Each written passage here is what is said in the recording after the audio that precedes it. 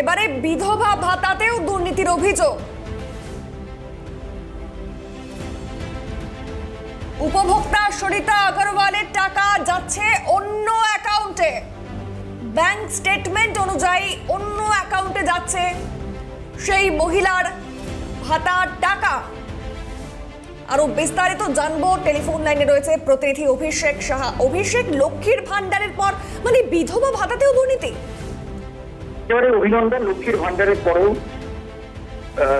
শুনতে পাচ্ছ? অভিনন্দন, হ্যালো। হ্যাঁ, শুনতে পাচ্ছি।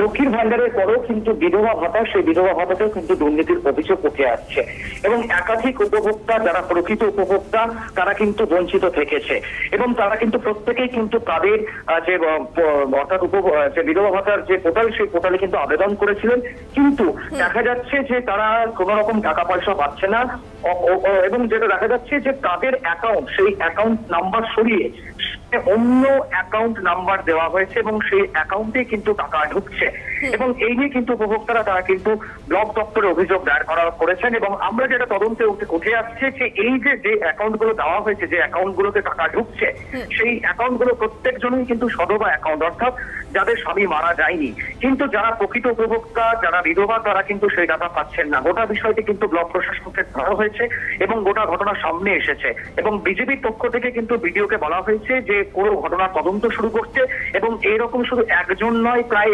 একাধিক উপভোক্তা কিন্তু এরকম বঞ্চনার শিকার হচ্ছে। অভিনন্দন। মানে যাদের স্বামী মারা যায়নি তাদের অ্যাকাউন্টে ঢুকছে বিধবাদের ভাতার টাকা। বেশ, ধন্যবাদ অভিষেক। আমরা শুনবো অভিযোগকারী নিয়ে এবং তার পরিবার কি বলছে।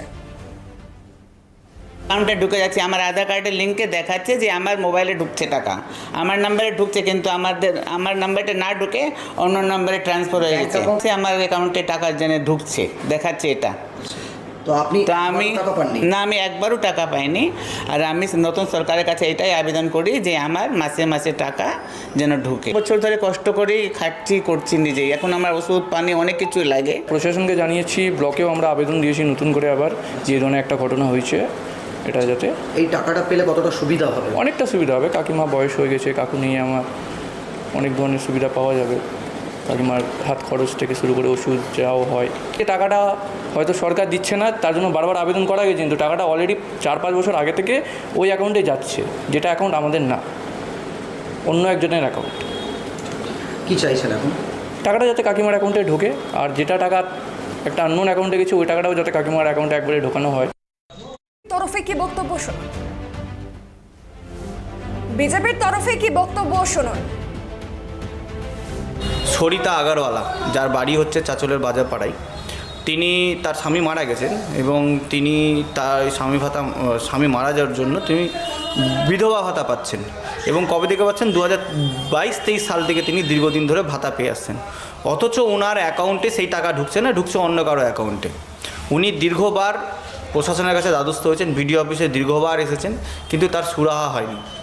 আমরা দেখছি যে বর্তমানে লক্ষ্মীর ভাণ্ডার থেকে শুরু করে বিধবা ভাতা, বার্ধক্য ভাতা, সমস্ত যে ভাতা আছে সেই সমস্ত ভাতা তৃণমূল নেতাদের অ্যাকাউন্টে বা তৃণমূলের দ্বারা প্রভাবিত হয়ে যেসব মানুষগণ ছিল তাদের অ্যাকাউন্টে ঢুকছে।